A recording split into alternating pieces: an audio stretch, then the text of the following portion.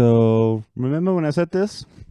That's one of my plans for this new year is put more focus into my YouTube channel and maybe hopefully get that going. Let's talk about that. So when I said that, I really meant it, but sometimes things get in the way, you know, that's life. So right after I made that video and said those things, I got a new job, which ended up taking a lot of my time that I had planned on using on more content. And also, I quickly learned that making a YouTube video is not as easy as you think. There's a lot more that goes into it than just, you know, shooting it and uploading it. I really underestimated the editing part of making the videos, and it took up a lot of time that I necessarily didn't have because of the new job. But since then, I've really missed making these videos. It's something I really want to do, so I'm gonna try and prioritize it in the future. Hopefully I'm gonna end up uploading one video a week, and if I can't keep up with that, then one every other week. So yeah, that's the plan now. I hope I can keep up with it because it's something I enjoy doing and it's something I haven't done as much. And I think and hope this is what's gonna take this whole Sunday thing to a new level. So yeah, thanks for listening and enjoy the rest of the video. I'll explain how I made the song you heard just before this, all this talk, and the different production stuff I have going on in the song. So yeah, enjoy. So here we are in the project. As you can see, a lot of stuff going on. So let's just dive in. The first thing we have is this piano, which is playing some sweet, sweet chords. We have an F minor first here. Then we have a D sharp, sus4 kind of thing. And then we have a C sharp major. Then we have a G sharp major to a D sharp sus4 again. And then to a C sharp major again. In between that, I have some leading tones, some couple different top notes just to make it a little bit more interesting. The piano I used is the Imagiro 2 piano. Really, really nice piano and not that expensive if you want some nice felt piano. The only thing I did to it is I've dialed down the tone a little bit just to make it a little more mellow. Then I've dialed down the hammer noise and the pedal noise and the noise. The noise. The effects on this piano, I have an EQ taking out some of the lows and a bit of the highs. Then I have a Soothe 2, which is one of my favorite plugins. Kind of expensive, but I use it a lot, as you can see further on in the production. It just picks out some of the frequencies that just stick out and annoy the ear and then just pull them down. Very naturally sounding. Then I have just a simple reverb, the Valhalla Vintage reverb. Just dialed down the decay a little bit and then added an EQ to take out most of the low end so it doesn't mud up the mix, and then just dial down the dry wet. Then way at the end of the effects chain on this piano, I have an Ozone 9 imager just to make it a little bit more wide. That piano with all the effects sound like this.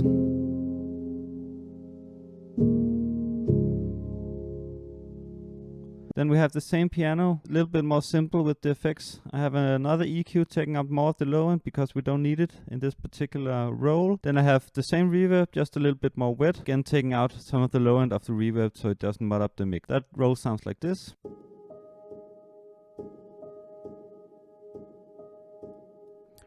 Very nice pedal kind of roll going on. Then we have this vocal chop here.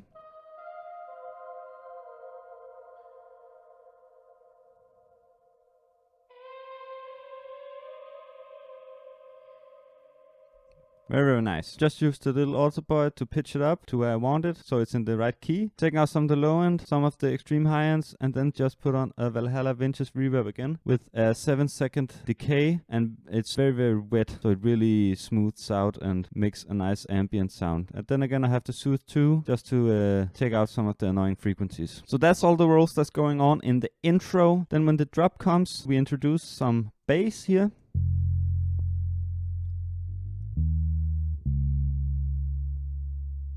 I played that roll on my Fender Mustang bass. Don't know if you can see it in the frame. Not much going on with the effects. I just have this Ampeg amp simulator. And then I have a sidechain to the kick. And then I have one knob fatter just to make it very, very fat. In the drop, we also introduced the drums. So let's take a look at how that sounds. Altogether, it sounds like this.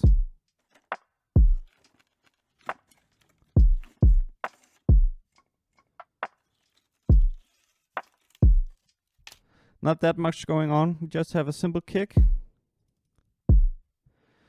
Only thing I did to it was take out some of the high end and take out a little bit of the lows because it was a little bit too boomy. Then we have this rim snare kind of thing. Also just an EQ, taking out some of the high end. I like my snares to be kind of mellow, so I almost always dial down the EQ to around 2,000 or 3,000 because I really want it to be mellow and not punch your ear. Then we have a couple different snares also just to enhance the groove.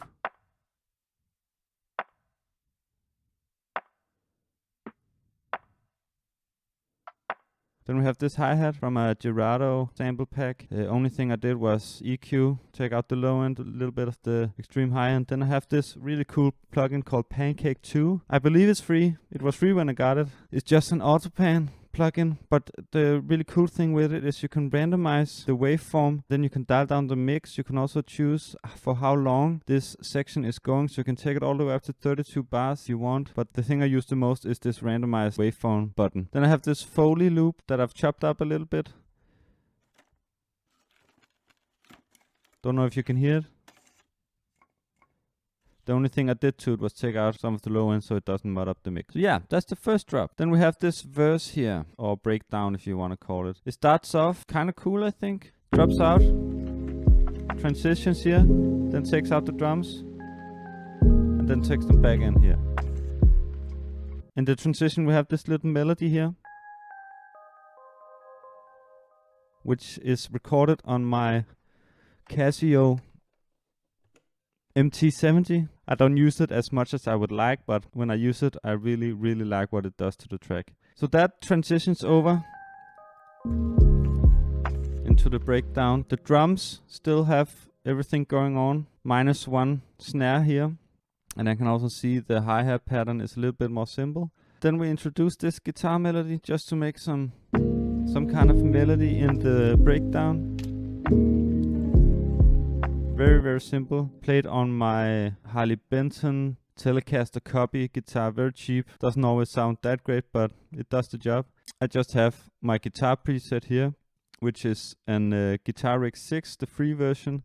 Just one of the clean amp simulations. Then I have some compression and some Soothe 2 again. Take out some of the low end and put on a tapes emulator. Another EQ, and then just some reverb and some delay. Again, the Valhalla vintage reverb. Then we introduce this piano, which is just a double of the guitar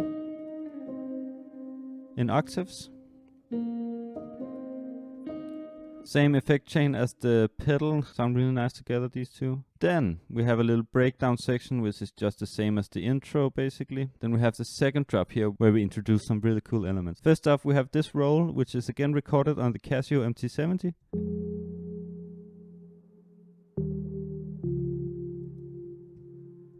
I have some EQ out to take out some of the noise from the Casio. This is without the EQ. And with the EQ here. Then we have some Soothe again, and a reverb, that's all. Then we have this really cool pad sound. If we take out all the effects, you can hear how it sounds without it.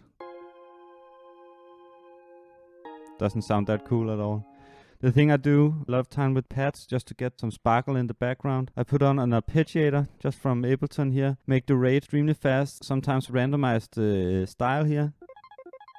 So it sounds like this. Then I have an EQ just to take out some of the low end because we don't need it in this roll. Then I have this very cool free reverb plugin called Cloud Seed, just all the way wet.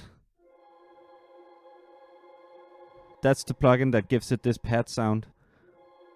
Then I have some EQ just to take out some of the extreme highs. Again, a Soothe. And then this really cool, not so free crystallizer plugin from Soundtoys. Just to give it that sparkle. And then at the end we have this plugin called Wider, also free, turned fully up just to make it sit all the way in the background. So here's what the drop sounds like all together.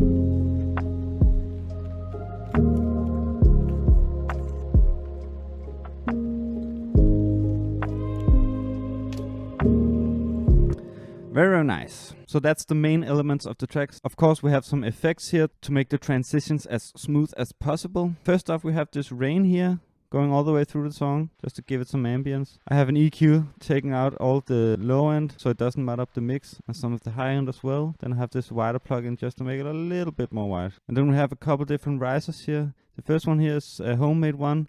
Used my shaker here, drowned it in reverb, so it has this riser effect. This riser here is just from Splice Cashmere Pack, again drowned in reverb. Then we have this crash here, which is one of the crash from Ableton, again reversed, drowned in reverb.